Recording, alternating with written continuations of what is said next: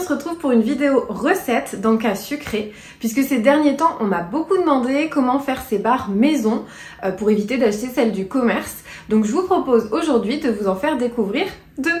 Donc pour notre barre numéro 1, il nous faut 80 g de flocons d'avoine.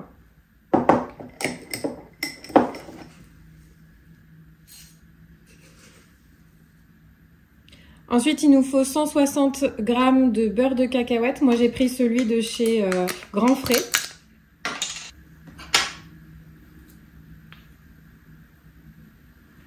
Ensuite, on va ajouter donc 2 cuillères à soupe de compote de pommes. Donc moi, j'ai pris, pour aller plus rapidement, de la compote préfaite et surtout sans sucre ajouté.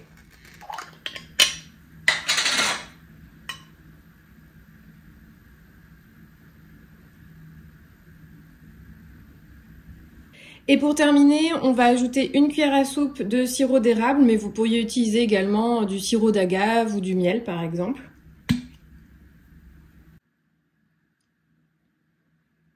Et on mélange le tout.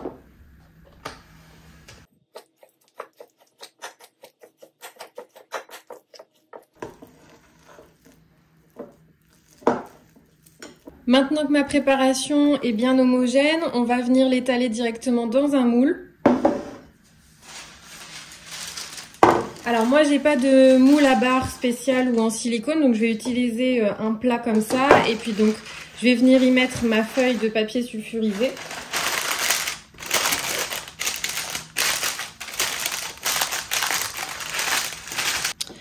On va étaler donc la préparation au fond.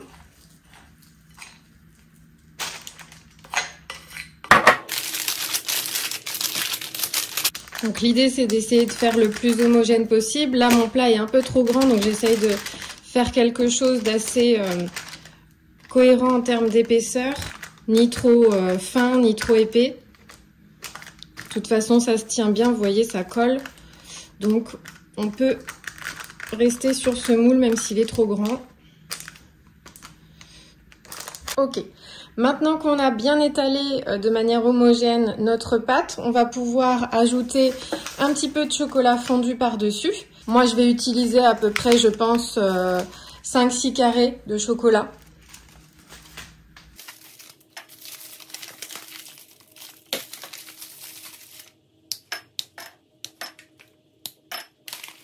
Et je vais les faire fondre au micro-ondes. Voilà, maintenant que mon chocolat est bien fondu, on va pouvoir l'étaler sur le dessus.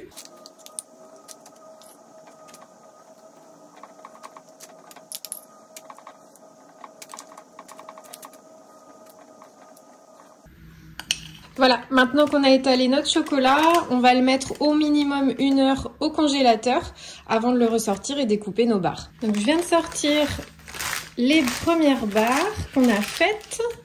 Donc on va les découper en essayant de faire des barres à peu près de la même épaisseur. Bon, les dernières seront un petit peu plus épaisses et je vais tout simplement les découper en deux.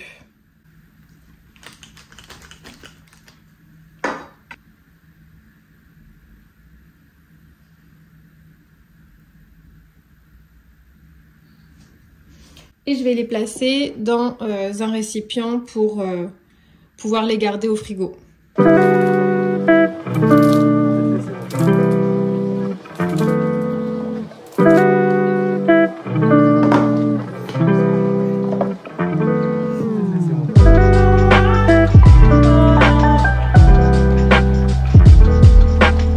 Donc pour notre deuxième recette, il va nous falloir à nouveau 160 g de beurre de cacahuète.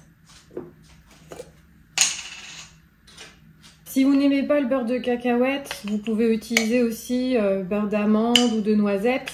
En fait ici, le beurre de cacahuète va nous permettre d'avoir un maximum de protéines puisque pour 100 g, on a 27 g de protéines ici. Ensuite, on va rajouter à nouveau 2 cuillères à soupe de compote. On va rajouter 1 cuillère à soupe d'arôme vanille ou alors ça peut être aussi de poudre de vanille. Et on va rajouter l'équivalent de 4 ou 5 galettes de riz. Alors tout dépend, moi elles sont en rectangle, donc je vais voir ce que ça représente en volume. Sinon, si ce sont des galettes assez rondes et un peu plus épaisses, peut-être que 2-3 suffiront à voir ce que ça donne en termes de texture.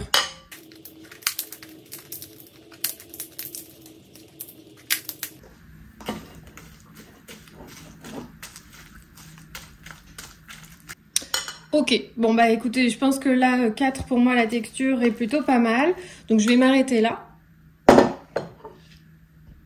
Maintenant que mon mélange est bien homogène, on va rajouter 30 g, alors soit de cacahuètes, moi ici ce sera des noix de cajou, vous pouvez mettre des amandes ou des noisettes, ce que vous voulez.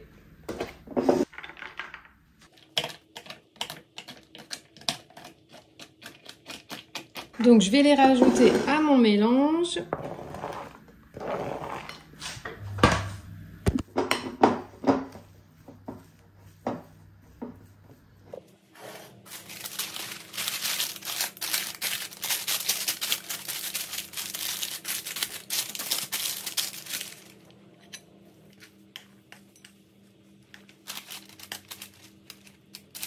Comme tout à l'heure, on va essayer d'étaler de manière homogène pour avoir une épaisseur à peu près similaire, même si ça ne recouvre pas tout le moule. Ok, voilà ce que ça donne, c'est plutôt correct. Et maintenant, je vous propose de rajouter quelques dés de dattes. Donc on va découper des petits cubes de ces dattes. Donc moi je vais en prendre 3-4. On va voir comment, si ça remplit ma plaque ou pas.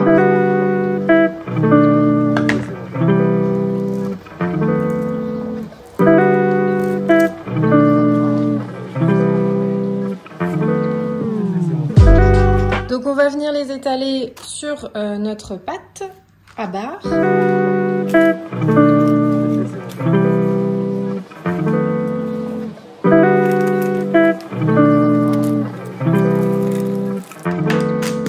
Maintenant qu'on a étalé nos dattes, on va pouvoir ajouter en dernier donc le chocolat fondu, de la fleur de sel et on aura terminé.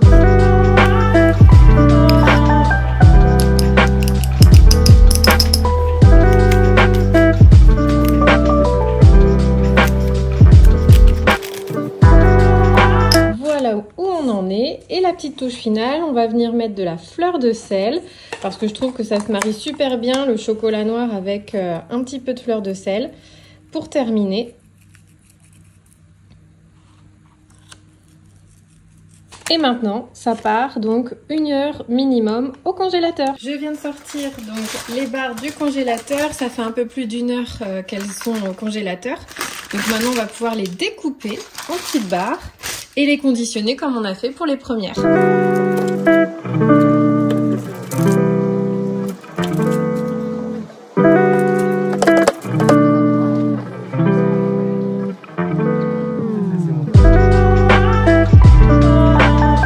Voilà, vous connaissez maintenant mes 2 recettes de barres Healthy maison.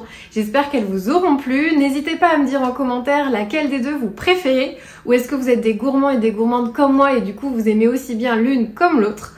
En tout cas, en attendant la prochaine vidéo, prenez soin de vous, de votre santé, de votre bien-être. À bientôt!